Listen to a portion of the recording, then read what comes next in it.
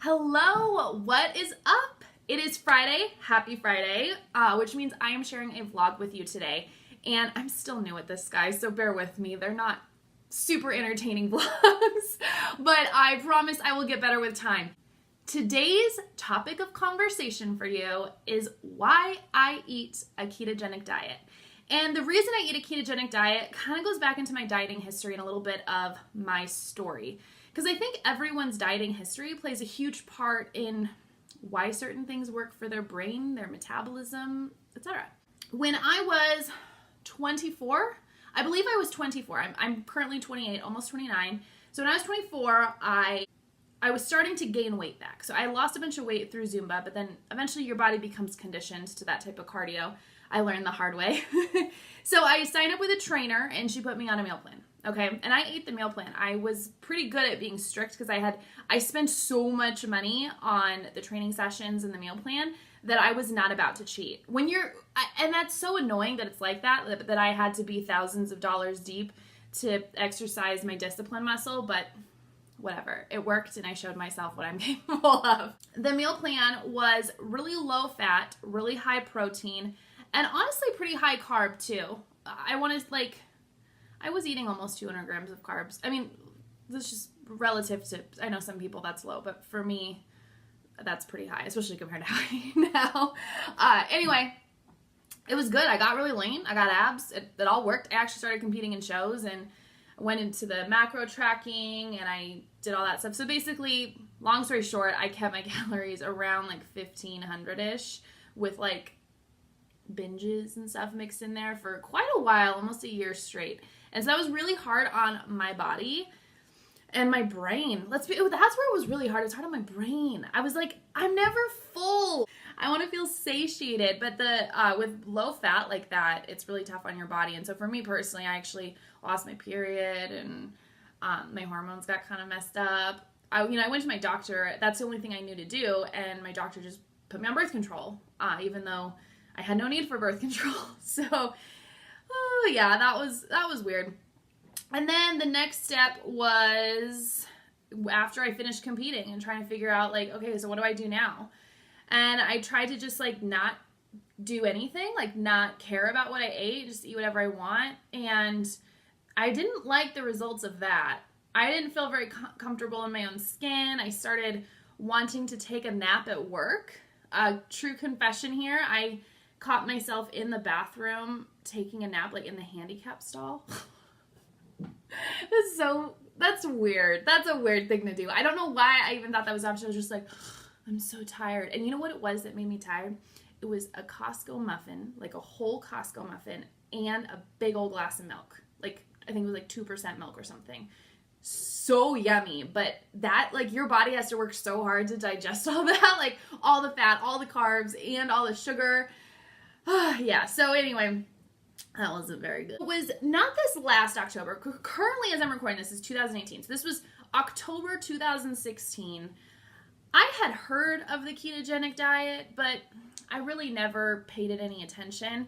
And I really, you know what actually got me interested in it? It's so weird. So weird. I freak out about things. Unfortunately, a lot of people in my life have been affected by cancer. And anyone who has had that in their life, I think most of us know someone who has been. It hits you financially and obviously emotionally and many other things. Well, when I quit my job, I didn't have health insurance. So I was freaking out. I was like, if I get cancer, I'm screwed. How will I afford chemo? Like, I'll just, I'll be screwed. So I started going on YouTube and looking up natural cures for cancer. Just looking up like good videos, and there's all sorts of stuff, right? Like, I don't know if you guys have heard like the baking soda thing, and I don't know, there's all sorts of things. I stumbled across the ketogenic diet and cancer, and I'll summarize briefly what I found is that disease cells survive on glucose. And typically our bodies do too, right? Like on a regular basis, we're running on glucose. That's our energy source. But our bodies can actually adapt to burning fat for fuel really efficiently. That's using ketones.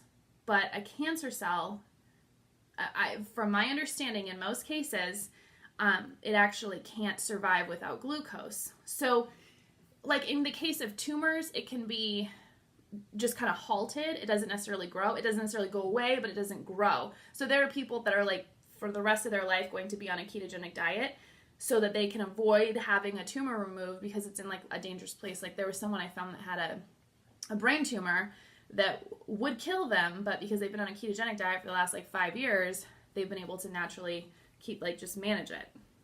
And then I believe she actually had brain surgery, but then they missed one. Can you imagine that? Like, are you kidding me? You had brain surgery and you missed one? I lost my hair for that. Like, I'd be so mad.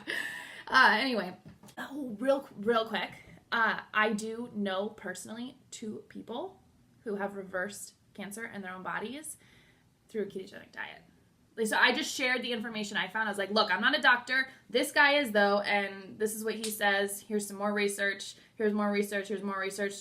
Worth a shot. So that was what initially got me interested, and then I just started reading all sorts of stuff on the ketogenic diet, the benefits and epilepsy, all these diseases that it's kind of like a natural medicine to. So then I started looking up more research on how it affects workouts, and I have to be honest, now that I've been on it for a long time, I think there's a longer adaptation phase for workouts. Like especially if you're someone who pays attention to strength and performance and stuff like that, your body takes, I would say, over a month to get adapted enough to where you feel the same strength as you do when you run on carbohydrates.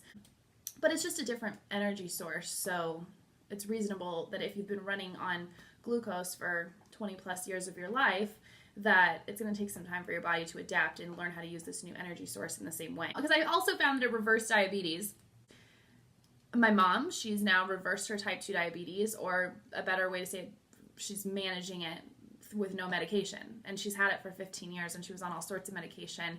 So that's pretty awesome that she did that just through a ketogenic diet. And I know others who have done the same now, just kind of sharing that story. You know what? I'm just going to give this a shot.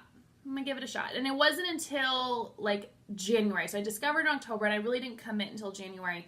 And I went 3 months, probably over 3 months without a single cheat meal. I remember I had a vacation to Guam and I didn't have a single cheat meal up until then. And I felt amazing. I could not believe the energy I had. It took a while. It's not like overnight. And it's not even in the first week, guys. Like I felt fine, I guess, but I didn't feel particularly amazing. You kind of hear that a lot, right? Like you hear people, oh, I feel so amazing on the keto diet. And it's almost annoying when you don't feel amazing and it's like, okay, good for you. But I went a long time without cheating and I think that helped me get really fat adapted. And then when I went back to eating carbs, I hated it. I was exhausted. I felt like almost like brain fog just because I was so used to having such great mental clarity that when I started eating carbs regularly, I was like, this is different. I don't have the same ability to focus. I've never taken ADD medication, but you hear about people who take ADD medication for studying for finals. It's how I imagine that would be, is like how my ability to focus is when I eat a ketogenic diet versus when I eat a carbohydrate-based diet. So I really like that. And my body. So like just from an aesthetic point of view, I wasn't tracking calories. I never felt hungry because there's no insulin spikes. So I just felt really good. And like when I got back from Guam, I remember like, this is a no-brainer. Like, yeah, I'm going to still enjoy my vacations and eat biscuits and sugar and junk when I go on vacation from time to time if it's what I want at that moment. But for my day-to-day life, this works really well. And this helps me get things done, feel my best, and feel confident in my own skin. So that's why I eat it. This is my biggest thing is like with a ketogenic diet, there are so many people who just have like the biggest problem with it. Most of the people who are going to like naysay the way you choose to eat, they're projecting their beliefs or insecurities onto you. Because you cannot please everyone with the way you eat. Every diet I've ever done, people have an issue with. When I followed a meal plan, all the macro trackers were like, you don't have to follow a meal plan. You can do this and get the same results. I was like, well, this is what my coach tells me to do, and I'm paying her a lot of money, so I'm going to do it. And then when I did macro tracking, there's all these people like, that's terrible for you, and you're not going to get the same results, blah, blah, blah. And I'm like, well, again, this is what my coach is telling me to do. She says I can have Krispy Kreme and still see results, and sure enough, I did. And now that I do a ketogenic diet, it's the longest I've actually like stuck to something as a lifestyle and felt really good about it and really made it my own. Of course people have a problem with it. I don't talk about it as much because just for that reason. Because like I don't actually care what anyone's opinion of it is. I just like to share my experience because if someone can relate to all the things I went through, this might be a good fit for them. Who knows? It may not. Actually, you know what? I'll put my keto guide in the description. It's free. And so you can click that if you want to see like an average day of eating for me. You get the point. I just think judgment is weird. Don't you? Don't you think it's just freaking weird? Okay, that's your Friday vlog for you. That is why I eat a ketogenic diet. I'm happy with it. There's a million other wonderful things about keto that I would love to share with you, but I think I'm going to save that for other videos because it's really boring to just sit here and listen to me talk, don't you think? I hope that you just use the audio. Maybe I'll like add that to the beginning. I might do that. Okay. See you guys.